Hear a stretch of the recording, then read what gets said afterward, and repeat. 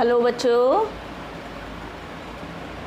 Welcome back विद्या मंदिर English class. और आज हम आए हैं कुछ आपके लिए नया लेकर।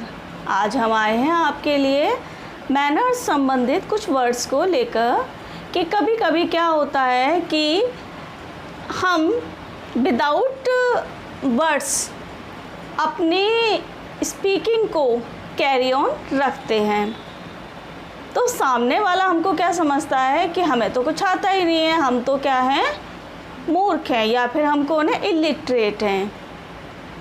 तो क्या होता है कि ये जो वर्ड्स हैं यदि हम अपनी लैंग्वेज में यूज करते हैं तो हमारी लैंग्वेज जो होती है वो मैनर्सफुल हो जाती है और लोगों को भी सुनने में अच्छा लगता है और लोग अच्छा महसूस करते हैं। तो ऐसे कौन कौन से वर्ड्स हैं जिनको हमें अपनी डेली लैंग्वेज में यूज करने चाहिए। मोस्टली सभी लोग इन वर्ड्स का यूज करते हैं और जो लोग नहीं करते हैं यूज, उन लोगों को भी यूज करना चाहिए। कहने को तो ये कुछ लोगों के लिए फॉर्मेलिटीज़ होती है कि ये फॉर्मेलिटीज़ वाले वर्ड्स हैं, हमें नहीं यूज करने चाहिए, लेकिन अगर हम इन शब्दों का यूज करते हैं तो हमारी लैंग्वेज विद मैनर हो जाती है। तो उसमें हमारा आपके दिमाग में आ गए होंगे वे कौन कौन से वर्ड्स हैं। तो हमने आपके लिए 4-6 वर्ड्स कुछ डिसाइड किए हैं। उसमें हमारा फर्स्ट वर्ड है जो हमें यूज करना चाहिए, सबसे पहला वर्ड होता है प्लीज़। प्लीज़ मीन्स आप सभी जानते हो क्या होता है, प्लीज़ मीन्स कृपया होता है। अब क्या होता है, कभी कभी हम कहते हैं सामने वाले से हमें क्या मांगना है, पानी मांगना है, तो हमने क्या कह दिया, गिव मी 1 ग्लास वाटर। क्या कहा, मुझे 1 ग्लास पानी दे दो। तो ये क्या हो गया, ऑर्डर हो गया। तो अब ऑर्डर हो गया, सामने वाला कहेगा कि हम क्या तुम्हारे गुलाम हैं, हम क्या तुम्हारे सर्वेंट हैं, या आपस में घर में भी ऐसी चर्चा चलती होंगी। तो क्या होता है, सामने वाला भी अपने एटीट्यूड में आ जाता है कि मुझे नहीं देना पानी वानी।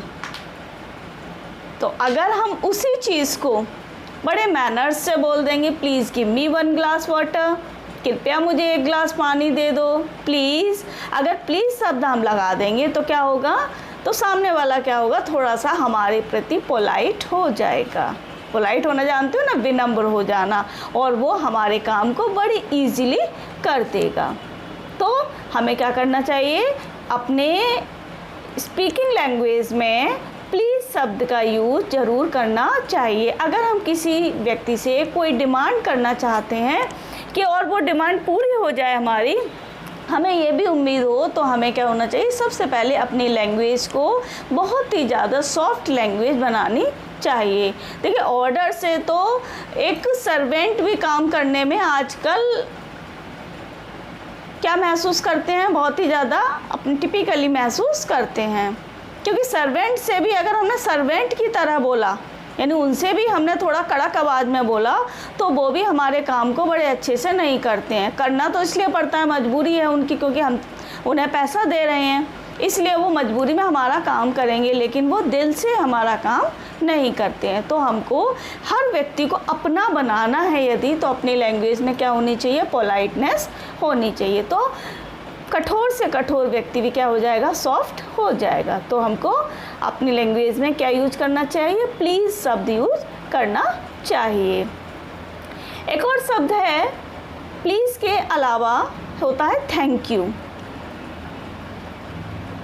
तो थैंक यू शब्द एक पहले जो था, एक चैप्टर था 10th में, यूपी बोर्ड में ही था पहले, प्लीज़ एंड थैंक यू कब क्यों बोले जाने चाहिए। तो लोगों ने कहा कि थैंक यू बोल दो, प्लीज़ बोल दो, सॉरी बोल दो, ये क्या है, सभी मैनर्सफुल शब्द होते हैं।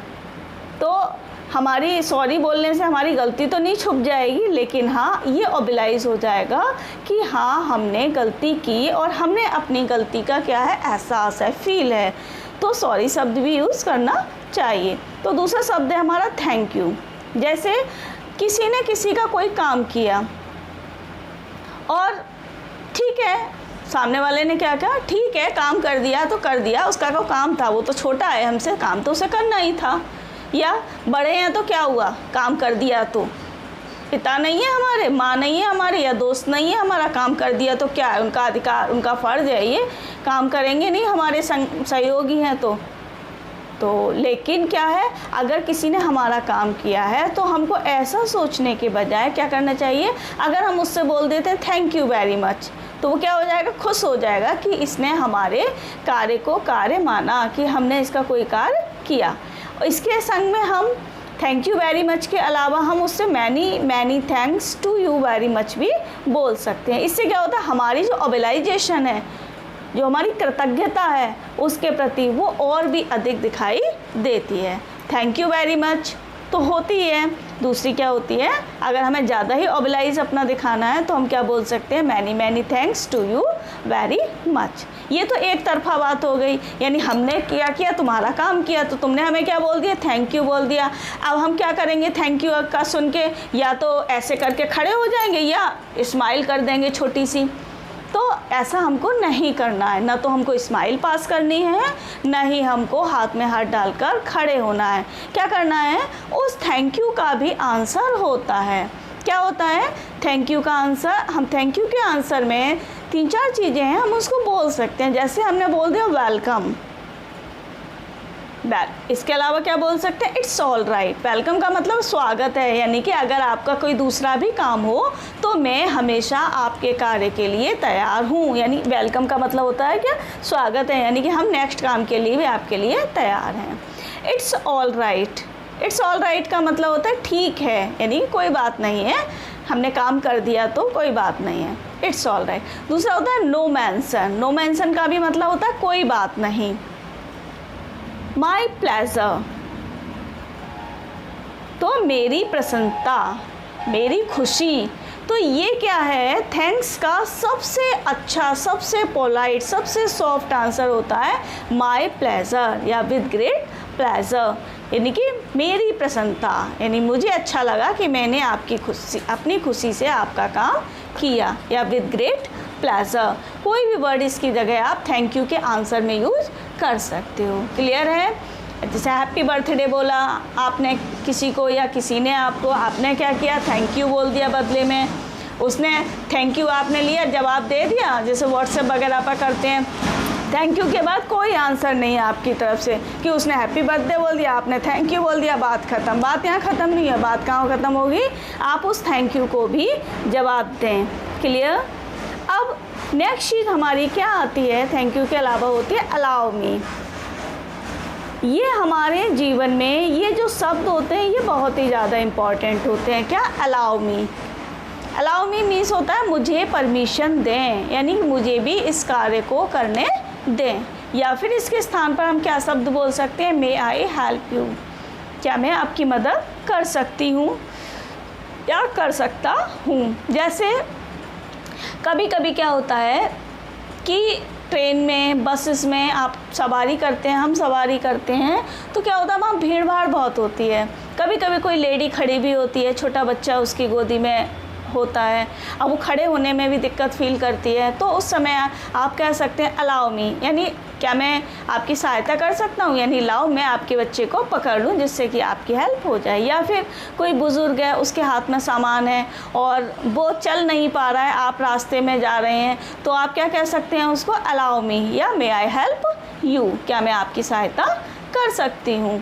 तो इस तरीके से भी यदि आप इन वर्ड्स का यूज करते हो तो ये भी क्या होते हैं, ये भी पोलाइट शब्द यूज किए जाते हैं। ये क्या होते हैं, आपके जीवन को, आपकी लैंग्वेज को और ज़्यादा पोलाइट बनाते हैं और आपके अंदर की खुशी को महसूस कराते हैं। आप सपोज करिए, आप देखिए करके कभी भी रास्ते में आप जा रहे हैं, कोई बुज़ुर्ग महिला या बुज़ुर्ग पुरुष है, तो आप अपने उससे संबंधित, जैसे आप मेल हैं तो मेल की, फीमेल हैं तो फीमेल की, मेल तो दोनों की हेल्प कर ही सकता है। खैर अपने अपने थोड़े से घरेलू वातावरण के अनुसार भी ये काम होता है, तो आप कोशिश करिए, मार्केट में जा रहे हैं, बाज़ार जा रहे हैं या किसी भी जगह पर जा रहे हैं और कोई ऐसा व्यक्ति जिसकी आप हेल्प करना चाहते हो, XYZ फिर तो कोई भी हो, यदि आपके मन में किसी की हेल्प करने की ठान ली है तो फिर मेल फीमेल वहाँ कुछ नहीं माना जाता, तो आप हेल्प कर सकते हो।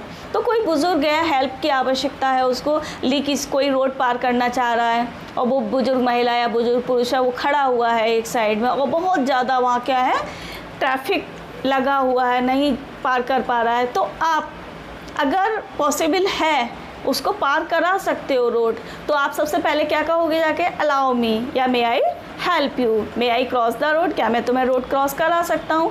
किसी भी तरीके से आप उन वर्ड्स का जिस तरीके से आप सहायता करना चाहते हैं वो वर्ड्स हेल्प की जगह आप यूज कर दीजिए। तो देखिए आपके जीवन में कितनी खुशियाँ होंगी और आपको भी उसकी मदद करने के बाद बहुत ज़्यादा खुशी होगी। तो इस चीज़ का भी अपने जीवन में आप यूज किया करिए। नेक्स्ट वर्ड हमने आपके लिए लिया है आफ्टर यू। एक सोच रहे होंगे आफ्टर यू का क्या मतलब है, तुम्हारे बाद, यानी हमेशा हिंदी में तो बोलते हैं पहले आप, और हम कह रहे हैं आपके बाद। देखिए हिंदी और इंग्लिश में यहाँ पर थोड़ा सा डिफरेंस है। जैसे हिंदी में हम बोलते हैं पहले आप, जैसे कोई बड़ा भोजन कर रहा है और हम भी भोजन वहाँ करने के लिए बैठे हुए हैं, तो वो कह रहा है हमसे कि भोजन कर लो, तो हम हिंदी में अगर हम कहेंगे तो हम कहेंगे पहले आप। लेकिन यदि हमें इंग्लिश में उन्हीं वर्ड्स का यूज करना है तो हम बोलेंगे आफ्टर यू, यानी आपके बाद। ऐसे ही सीढ़ियाँ चढ़ने की बात हो या किसी भी कार्य की बात हो तो हम कहेंगे पहले आप, यानी कि पहले हम सामने वाले व्यक्ति को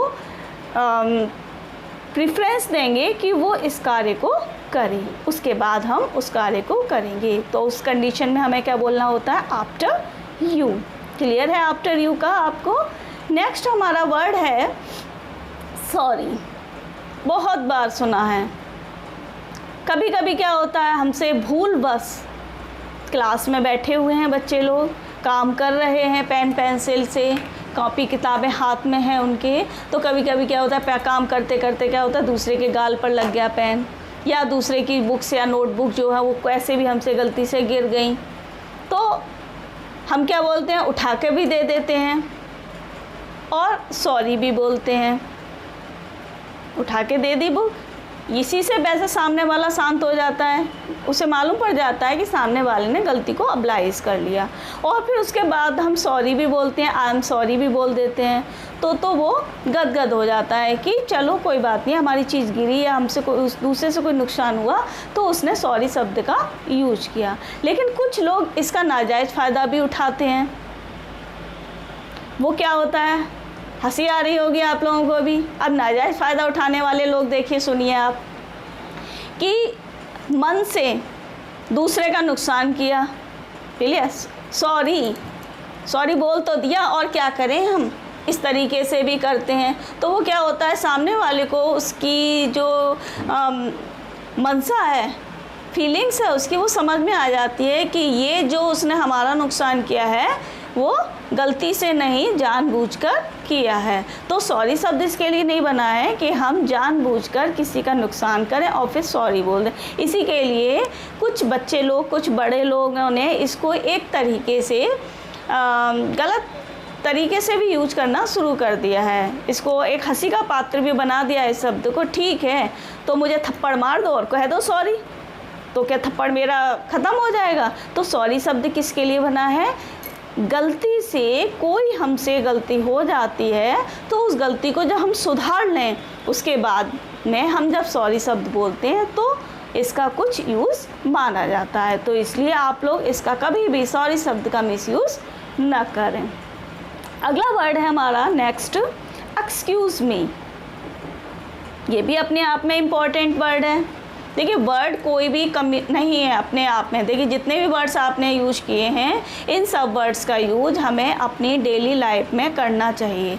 अब एक्सक्यूज़ मी हम वर्ड कब यूज करते हैं? देखिए कभी कभी क्या होता है, हम लोग आपस में 2 या 3 या 4 लोग बात कर रहे होते हैं, अचानक से किसी एक की कॉल आ जाती है और कॉल लेकर वो व्यक्ति वहाँ से बिना कुछ कहे चला जाता है। तो ऐसे में ये भी लगता है कि नाराज़ हो गया वो, या कोई बात हो गई, क्या हो गया, तो ये भी गलत इम्प्रेशन होता है। तो ऐसे में जब हमको वो उस मीटिंग को छोड़ना हो तो हमको हमेशा एक्सक्यूज़ मी शब्द यूज़ को करना चाहिए। कभी भी किसी मीटिंग को आप बिना बोले छोड़कर न जाएं। जैसे आप खाना खा रहे हैं 4 लोग मिलकर और अचानक से कोई बुला ले आपको बाहर, हालांकि सबको पता है कि कोई बुला रहा है, लेकिन उसके बावजूद क्यों? क्योंकि आप बीच में उठे, आपने क्या किया, डिस्टर्ब किया बीच में, तो आपको किस वर्ड का यूज करना चाहिए? एक्सक्यूज़ मी वर्ड का यूज अवश्य करना चाहिए। क्लियर है? Excuse me. नेक्स्ट वर्ड है आपका पार्डन। पार्डन मीन्स क्या होता है? क्षमा करना। तो आपसे कभी कभी गलती भी हो जाती है, तब भी आप पार्डन कर सकते हैं, क्षमा कर सकते हो। कभी कभी क्या होता है, फ़ोन पर आप बात कर रहे हैं, आपको बात सुनाई नहीं दे रही है, तो आप हिंदी में तो हम लोग चिल्लाते हैं कि सुनाई नहीं दे रहा है कुछ, ज़रा तेज़ बोलो, शायद नेटवर्क प्रॉब्लम है। अगर हम उसकी जगह एक वर्ड यूज़ करेंगे पार्डन मी, तो सभी को पता है पार्डन मी का मतलब होता है क्षमा करना। क्षमा करना से मतलब है कि हमें आपकी आवाज़ सुनाई नहीं दे रही है, इसलिए हमने कहा पार्डन। क्लियर है? कोई भी काम आप नहीं कर पा रहे हैं दूसरे का, तो आप पार्डन शब्द का यूज कर सकते हो, यानी कि आप के लिए वो कार्य पॉसिबल नहीं है, इसलिए आप क्या कर रहे हो, उसके लिए पार्डन यूज शब्द कर रहे हो। नेक्स्ट वर्ड है, इसमें इतना ही है। देखिए कभी क्या होता है, लीस्ट वर्ड, इसमें और भी है लीस्ट, एटलीस्ट। एटलीस्ट किसके लिए यूज़ करते हो आप? कम से कम। कभी कभी क्या होता है कि हम छोटे से छोटा काम भी करना चाहते हैं, तो हमें क्या यूज करना होता है उस समय? तो हम कहते हैं एटलीस्ट, कम से कम इतना तो कोई काम कर दो। तो ऐसे में हम एटलीस्ट शब्द का भी यूज कर सकते हैं। बहुत सारे शब्द ऐसे हैं जिनका हमें यूज करते रहना चाहिए। तो इसमें चलिए बना लेंगे एक तो इसके अलावा आपके लिए एक और लाएंगे अभी हम वीडियो। उसमें क्या होंगे, इसमें तो केवल हमने उन वर्ड्स को बताया है जिन वर्ड्स का आपको यूज करना चाहिए। इसके अलावा एक और वीडियो बनाएंगे जिसमें कि सेंटेंसेस होंगे जिनको हमको डेली लाइफ में यूज करना चाहिए। तो नेक्स्ट वीडियो के लिए भी वेट करेंगे आप, और इसको देखकर अपनी डेली लाइफ में इन वर्ड्स का यूज करेंगे। वीडियो को लाइक करिए, चैनल को सब्सक्राइब करिए और शेयर भी करते रहिए। Thank you, bye.